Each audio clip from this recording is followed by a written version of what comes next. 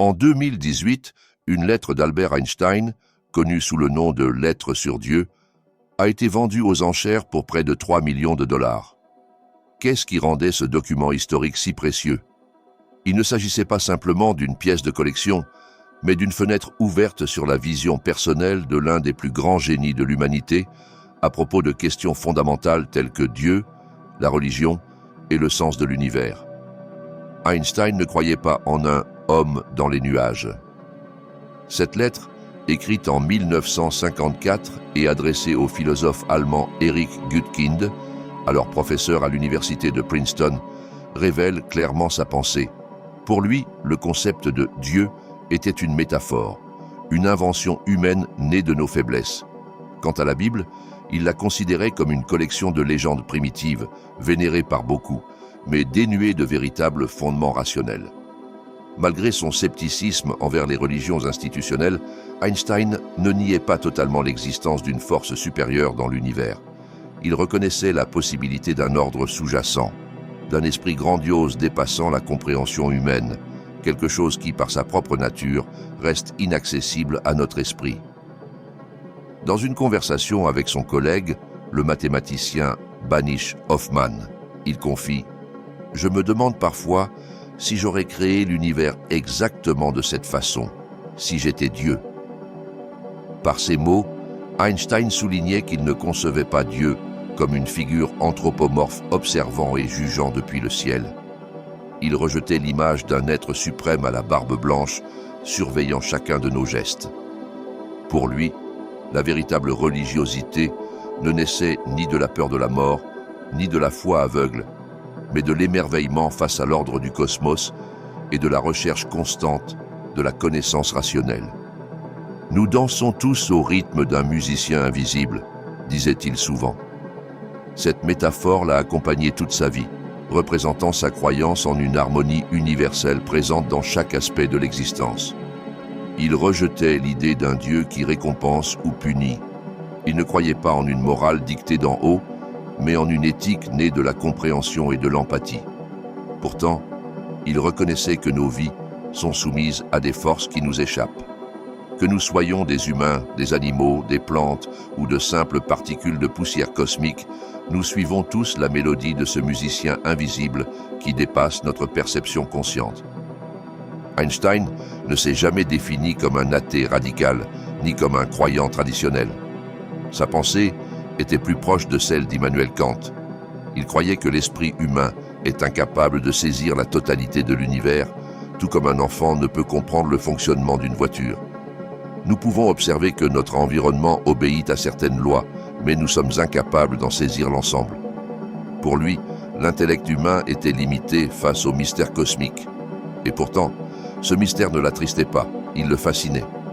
Dieu ne joue pas au dé, affirmait-il, soulignant sa conviction que l'univers fonctionne selon des lois strictes, précises et non par hasard. Dans sa vision déterministe, il n'y avait pas de place pour le hasard. Tout se produit à la suite de causes antérieures, même nos décisions les plus personnelles. C'est pourquoi, selon lui, il n'était pas logique de rendre une personne moralement responsable devant Dieu, car nos actions sont influencées par des forces que nous ne maîtrisons pas. En 1932, lors d'une conférence à la Société Spinoza, il déclara que nos pensées, nos émotions et nos actes sont aussi déterminés que le mouvement des étoiles. Et il ajouta cette phrase énigmatique « Dieu garde son anonymat à travers les coïncidences ». Une idée qui contraste avec celle de Stephen Hawking, qui affirmait des années plus tard « Dieu, c'est le hasard ». Einstein, cependant, voyait dans les lois de la nature une intelligence infiniment supérieure à la nôtre. Il était fasciné par la manière dont cette sagesse se révélait dans les plus petits détails de l'univers. Face à cela, toute pensée et toute action humaine lui semblait être une pâle imitation. Sa foi n'était pas religieuse, mais intellectuelle, une profonde admiration pour la structure logique du cosmos. Et tout comme Einstein cherchait à comprendre l'univers à travers ses lois invisibles, t'es-tu déjà demandé quelles lois gouvernent ton corps et ton esprit? Des milliers de personnes à travers le monde découvrent aujourd'hui comment le régime cétogène transforme leur santé, ravive leur énergie, améliore leur clarté mentale et leur bien-être général. Et si les petits changements cachaient de grands miracles?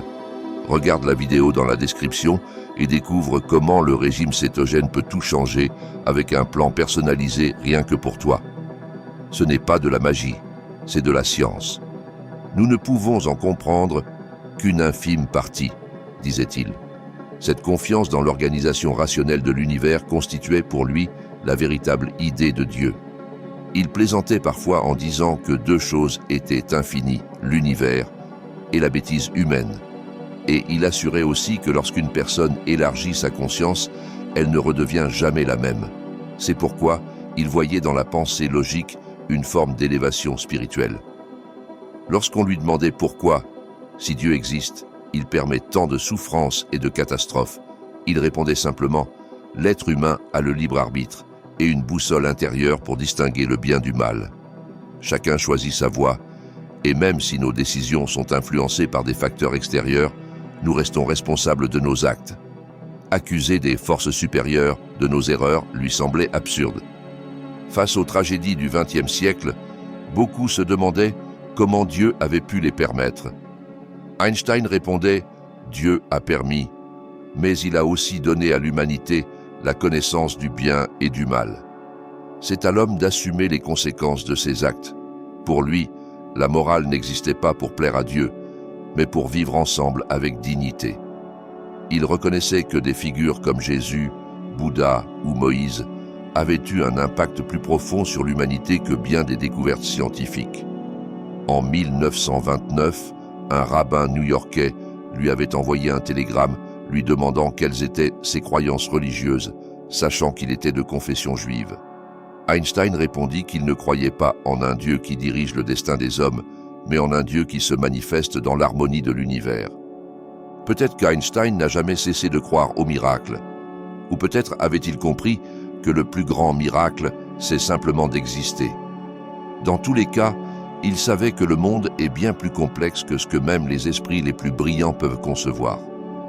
Écris-nous en commentaire ce que tu penses des paroles d'Albert Einstein. Penses-tu que ces idées sont encore pertinentes aujourd'hui? N'oublie pas de laisser un « j'aime » et de t'abonner à la chaîne pour ne rien manquer. Partage ton avis et ton expérience dans les commentaires. Merci à tous d'être là.